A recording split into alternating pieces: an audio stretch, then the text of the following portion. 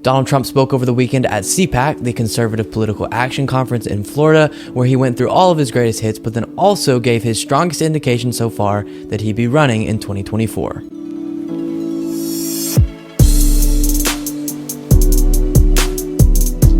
When going through these speeches, I like to do them somewhat chronologically. So because this is the thing that happened the earliest that I want to cover, I'm kind of going to give away the biggest headline at the beginning. So like I mentioned in the intro, the wording that he used when talking about 2024 in this speech was a much more clear commitment to him running than anything he said before. Obviously, he hasn't been that subtle. It's been pretty clear that he's going to run, or at least that he wants you to think that he's going to run, but this definitely sealed the deal. Socialists, globalists, Marxists, and communists who are attacking our civilization have no idea of the sleeping giant they have awoken.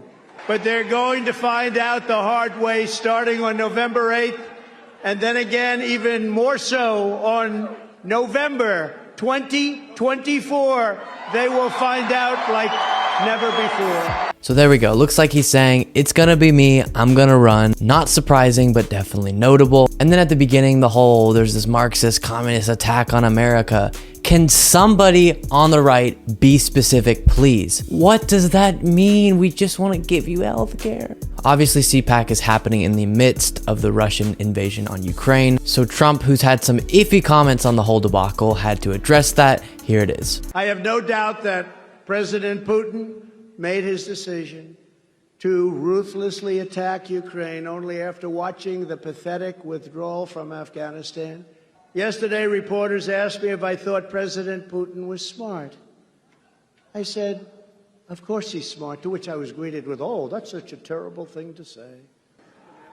The problem is not that Putin is smart, which of course he's smart, but the real problem is that our leaders are dumb. So Putin saw Biden pull out of Afghanistan and thought it was so poorly managed and weak. And so then he felt emboldened to invade Ukraine, which is something he's already done before and has clearly been planning for years. And this just brings us to the criticism that makes me so mad. And I was talking about this on a live stream yesterday. The right insists on criticizing Biden over his pullout of Afghanistan, even though they were cheering on. I remember having a conversation with a Trump supporter who was so mad at me because I wasn't giving Trump enough credit for wanting to pull out of Afghanistan, because I was like, hey, I need to see it first. You can make promises and you can say that you're anti-war, but if I don't actually see the actions that prove that, it means nothing to me. So I'm over here getting lectured by a Trump supporter for not giving Trump enough credit for wanting to pull out of Afghanistan. And then Biden gets in office and actually ends the war completely. And that same Trump supporter and people like them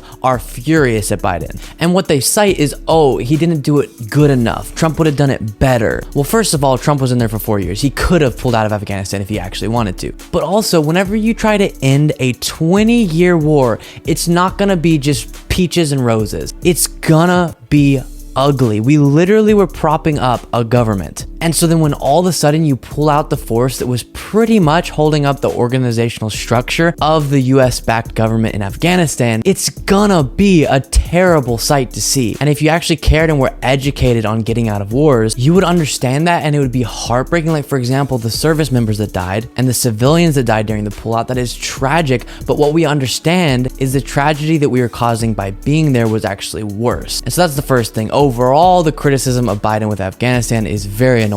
And I always have to say this because then people think that I just love Biden on everything. I definitely disagree with Biden on a lot of stuff, and I'm going to criticize him a lot. For example, he just gave his State of the Union. I'm going to do a video on that soon, and there's a number of things that I want to criticize about his speech. But on his choice to pull out of Afghanistan, that was very, very good. Of course, there's probably things he could have done better, but overall, that was a really good thing. And I definitely don't think Putin saw that and was like, okay, now I can invade Ukraine. The next point, Putin is smart. Trump has said this a bunch of times. I'm not someone who's horrified by just somebody saying that a bad person is smart. I think you can be extremely evil and also very intelligent, but he's saying it in reference to this war. And the point that he's made in previous clips is like, oh, it's so smart that he just wants to swoop up a country. But this could not be going worse for Putin. His entire economy is falling to the ground. His military is not doing nearly as well as expected, and he's making deep wounds that are going to alienate him and Russia on the world stage for years to come. That to me is not smart, and reports from behind behind the scenes say he's even feeling it. He's getting super irrational and upset about all of this because it's not going his way. So I definitely don't think a reasonable analysis watching the war go down is thinking, Putin just is coming off as so intelligent. And then it's not about Putin being smart, it's that our leaders are dumb.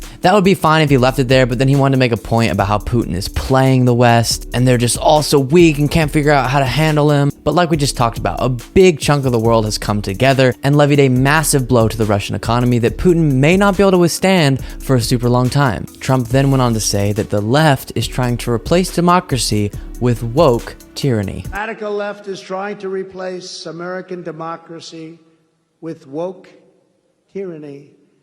They want to do the same thing to America that Trudeau has been doing to Canada, and much, much worse. I made a joke on a live stream the other day and said people should play a drinking game while they watch CPAC, where every time they hear the word woke, they take a drink. And somebody wrote in with a perfect comment and said, definitely don't encourage people to play that game because they'll get alcohol poisoning, which is so true. The right is obsessed with this concept of woke. They don't really define what it is specifically. It's pretty much just like, hey, project anything that you hate onto this word, and then anytime we don't like something, we can just call it woke and we all know what it means, sort of. I just started this show and I'm already so sick of addressing some of these points, but the things that we should be focusing are policies that we can actually encourage our lawmakers to implement that will improve the lives of everyday people. If there was a left version of CPAC, I can promise you every single speaker would get up there and mention a number of actual policies that they believe in. But then the audiences of these conservative speakers, all they want to hear is woke bad. Cancel culture is a big problem and critical race theory is coming for your kids and no one's ever laying out what they want to do materially to improve the lives of the audience that they're speaking to, and it's so upsetting to watch. So I think that gives you a good sense of the speech. Obviously pretty typical as far as Trump's speeches go, except for it is sort of notable that he's pretty clearly saying he's going to run in 2024, and that's something that we have to start prepping now for as the left. Just to kind of leave us on a lighthearted note, let's watch this one last clip where Trump's talking about the guy who was the White House doctor when he was in office and now is a congressman, and let's just say it gets a little weird. A man that knows me almost better than any human being. He knows every inch of me. And he thinks it's actually a very beautiful sight. That's why I like it. That's why I like it. He was the White House doctor. And also for Obama and for Bush. And I'd love to ask him who's in the best shape. What a great man. He knows me from the top of my head to my pudgy little toes. Each part of this body, oh how he knows. He was there when I needed him, all I had to do was call. And he even has checked each one of my... He's squeezed me, he's poked me, he's rubbed me by hand. And each time I undressed, he said I was his handsome man. So handsome. And then to his point of he was also the doctor for Obama and Bush. Let's talk about who's in better shape. Don, hey, come on. Let's not play around. We know who's in the best shape.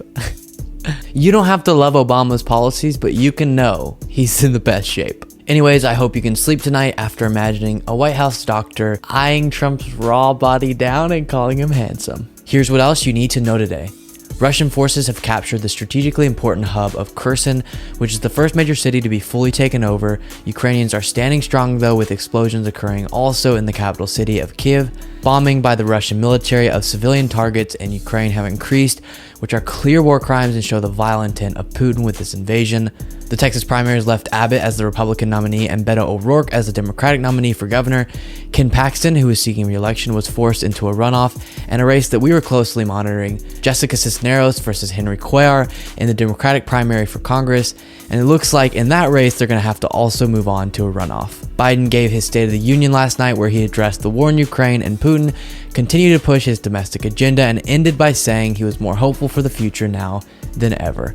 I will do a video soon to review that speech. Be well, everybody.